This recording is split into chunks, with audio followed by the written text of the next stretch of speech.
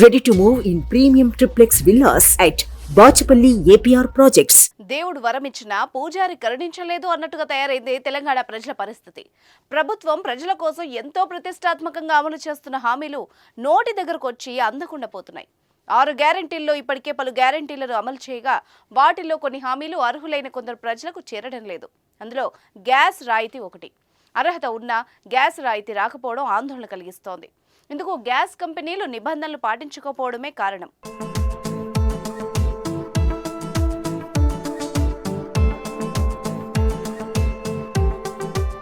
రెండు 2023 చివరిలో జరిగిన తెలంగాణ అసెంబ్లీ ఎన్నికల్లో కాంగ్రెస్ పార్టీ 6 గ్యారెంటీలను ప్రకటించింది. ఇందులో భాగంగా మహాలక్ష్మి పథకం కింద మహిళలకు 3 హామీల్ని అమలు చేస్తామని తెలిపింది. అందులో భాగంగా మహిళలకు ప్రతి నెల 2,500 రూపాయల నగదు, 500 రూపాయలకి గ్యాస్ సిలిండర్, ఆర్టీసీ బస్సులో ఉచిత ప్రయాణం కల్పిస్తామని మేనిఫెస్టోలో పేర్కొంది.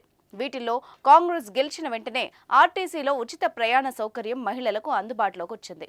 ఇటీవల ముఖ్యమంత్రి రేవంత్ రెడ్డి 500 రూపాయలకే గ్యాస్ సిలిండర్ పంపిణీని ప్రారంభించారు. అయితే ఈ పథకానికి నిజమైన అర్హుల పాలిట గ్యాస్ కంపెనీల నిర్లక్ష్యం శాపంగా మారింది.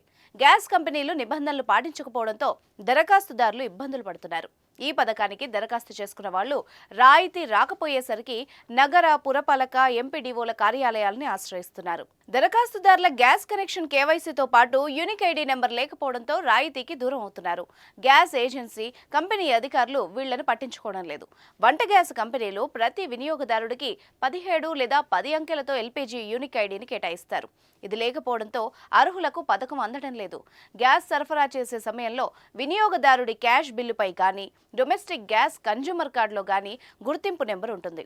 కానీ ఆ సంఖ్యను నమోదు చేయకపోవడంతో ఇబ్బందులు తలెత్తుతున్నాయి. సుమారు 20 నుంచి 30 ఏళ్ల కింద గ్యాస్ కనెక్షన్ తీసుకున్న వినియోగదారుల వద్ద కూడా యూనిక్ ఐడి నెంబర్ లేకపోవడంతో గ్యాస్ రాయితీ రావడం లేదు. మరోవైపు ఈ కేవైసీ లేని కారణంగా 500కే గ్యాస్ పథకం నోటికాడికొచ్చి అందకుండా పోతోంది. ఈ కేవైసీ లేని ఎల్పీజీ వినియోగదారుల మహాలక్ష్మి దరఖాస్తును తిరస్కరిస్తున్నారు. గ్యాస్ ఏజెన్సీలు, డెలివరీ బాయ్ల సహాయంతో ఇంటి వద్దే ఈ కేవైసీ సేకరిస్తామని చెప్పారు. కానీ ఇప్పటి వరకు ప్రారంభమైతే కాలేదు. దీంతో వినియోగదారులు ఏజెన్సీలకు పరిగెత్తుతున్నారు. తీరా అక్కడికి వెళ్తే ఆధార్ అనుసంధానం లేదని, కుటుంబ సభ్యుల్లో మరొకరి ఆధార్తో అనుసంధానమై ఉందని చెప్పడం వాళ్లను నిరాశకు గురి చేస్తోంది. కొత్త ఆధార్ అప్లోడ్ చేయడానికి మరింత సమయం పట్టడంతో నిజమైన అర్హులు నష్టపోతున్నారు. ఈ సమస్యలపై ప్రభుత్వం దృష్టి పెట్టాలని కోరుతున్నారు.